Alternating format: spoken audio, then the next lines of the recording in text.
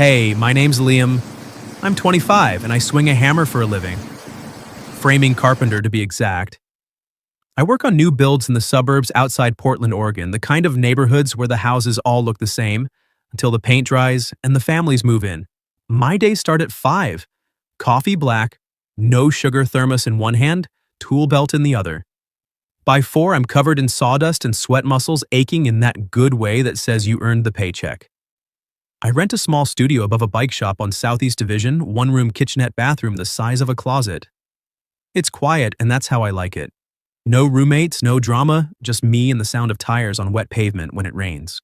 My crew says I'm too slow with everything, not just the nail gun. Slow to date, slow to commit, slow to even text back. Jake, my lead framer, and the closest thing I have to a best friend, never lets it go. You're gonna die alone with a perfectly organized socket set, he told me last week, tossing a cold beer across the tailgate. I laughed because it's true. I've had a couple girlfriends nothing longer than a season. They get tired of the quiet, or I get tired of pretending I'm someone louder. Either way, it ends with a polite handshake and a promise to stay friends that neither of us keeps. That's why the blind date caught me off guard. Jake cornered me at the site on a Thursday, dust in the air radio playing some old Springsteen song. Listen, he said, wiping sweat from his brow with the back of his wrist. I got a friend who knows a girl. She's different. Interesting. Needs a decent night out, nothing heavy. Just coffee conversation, maybe a second cup if it's not awkward. I opened my mouth to say no, same as always, but he kept talking. 1 hour, Liam. 1 hour and I'll shut up about your love life for a month. A month of peace sounded worth it. I shrugged. Fine, text me the details. The details came in a single message. Saturday, 7 p.m. The Cozy Cup on Alberta. No name, no photo, just she'll be near the window. I almost bailed twice. Once when I realized I didn't own anything nicer than a clean flannel. Once when I stood in front of the mirror and practiced smiling like I wasn't calculating how fast I could escape. But I went. Because Jake would never let me live it down, and because some part of me, the part that still believed in surprises, wanted to see what different meant. The Cozy Cup smells like cinnamon and burnt sugar year-round. Wood tables, mismatched chairs, string lights that never quite work right. I walked in at 6:58, scanned the room, and saw her immediately. She sat by the window, back to the brick wall, hair the color of wet bark pulled into a low knot. She wore a long-sleeved dress the shade of pine needles, sleeves pushed to the elbows, a thin, silver bracelet catching the light. And there, folded neatly beside her chair, was a wheelchair. Matte black compact, the kind you don't notice until you do. I stopped mid-step. Not because of the chair, though yeah, that threw me. Because of her eyes.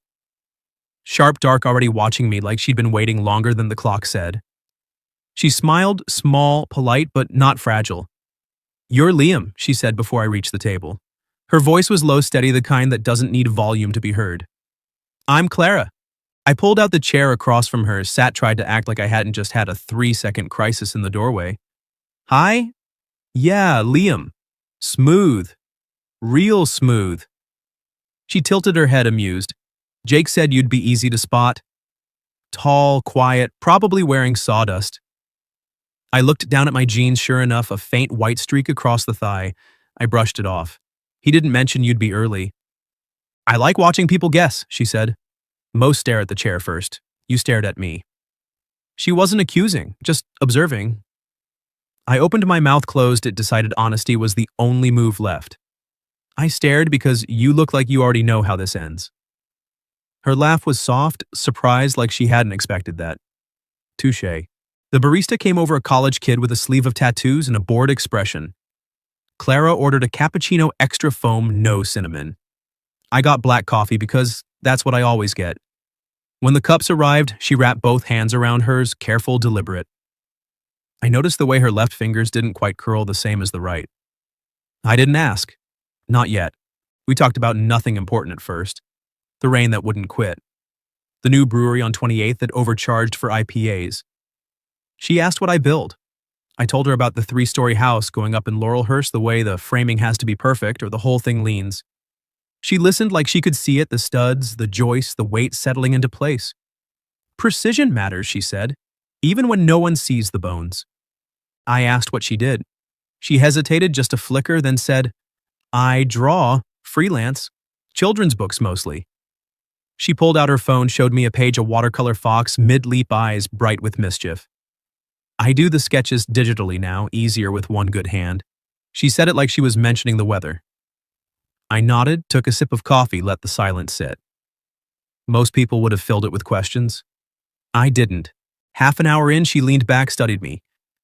You can ask, everyone does eventually. I set my cup down. Ask why I don't stand up to shake your hand, why the chair, why I'm here on a blind date set up by someone who clearly didn't warn you. Her tone was light, but her eyes weren't. Testing. I thought about it, really thought. Then I said, I don't need a reason to stay for the rest of this coffee, I just need a reason to get invited to the next one. She blinked. Once. Twice. Then the corner of her mouth lifted, not quite a smile, but close. That's a new one. The rain picked up outside, drumming the windows. We kept talking. She told me about growing up in Eugene, about art school in Rhode Island, about the accident 4 years ago that changed the map of her life. She didn't linger on the details, just said one moment you're driving to a gallery opening, the next you're learning how to live in a body that forgot how to walk. I listened, didn't offer pity, didn't offer solutions, just listened. When the barista started stacking chairs, I realized it was past 9. Clara glanced at the clock, then at me.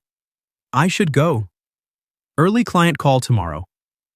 I stood, helped her with her coat, not because she needed it, but because it felt right. At the door, I held it open. She maneuvered the chair through like she'd done it 1,000 times. On the sidewalk, the rain had slowed to a mist. I offered to push. She let me just to the curb. She looked up, raindrops catching in her lashes. Tomorrow. Laurelhurst Park. 10 a.m. I'll bring the sketchbook. You bring the coffee. Deal. I nodded. Deal. She started to roll away, then paused. Liam. Yeah, thanks for not asking.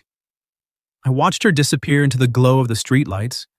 The sound of her wheels soft on the wet pavement. I walked home in the rain, coffee long gone cold in my hand, and for the first time in years, I wasn't thinking about how fast I could get to the next job. I was thinking about tomorrow. The next morning, I woke up before the alarm, the kind of early where the sky is still the color of wet concrete. I lay there for a minute, staring at the water stain on the ceiling that looked like a map of nowhere, and realized I was nervous. Not the stomach drop kind, but the quiet buzz under the skin, like when you're about to set a beam that has to be perfect on the first try. I showered, pulled on a clean gray Henley and the least faded pair of jeans I owned, and stopped at the corner market for 2 iced peach teas. No sugar, extra ice, just like she'd mentioned in passing the night before. Laurelhurst Park was already alive by 10. Joggers looped the paths, dogs chased frisbees that sailed too high, kids shrieked around the playground like it was the first day of summer. I found Clara on the same bench we'd talked about, tucked under the shade of a big leaf maple. The wheelchair was unfolded beside her, a lightweight carbon fiber model that looked more like racing gear than medical equipment. She wore a loose linen shirt, the color of faded denim sleeves rolled high, and a pair of olive cargo pants cut off just below the knee. A tablet rested on her lap, stylus tucked behind her ear like a pencil. She looked up when my shadow crossed the bench. You're punctual, she said, the same half smile from the cafe. I like that in a coffee mule. I handed her the tea. Figured if I was late, you'd draw me with a unibrow or something. Already did, she said, tapping the screen. The tablet woke to a quick sketch me exaggerated forehead holding 2 cups like a waiter in over his head. I laughed louder than I meant to. A jogger glanced over. Clara didn't. She just took a sip, eyes closing for a second, like the peach was the first good thing that morning. We fell into an easy rhythm. She rolled along the paved path at a steady 3 miles an hour. I walked beside her, matching pace without thinking. The park smelled like cut grass and wet cedar. Every few minutes, she'd stop to snap a photo with her phone. Light through leaves, a kid's balloon caught in a dogwood that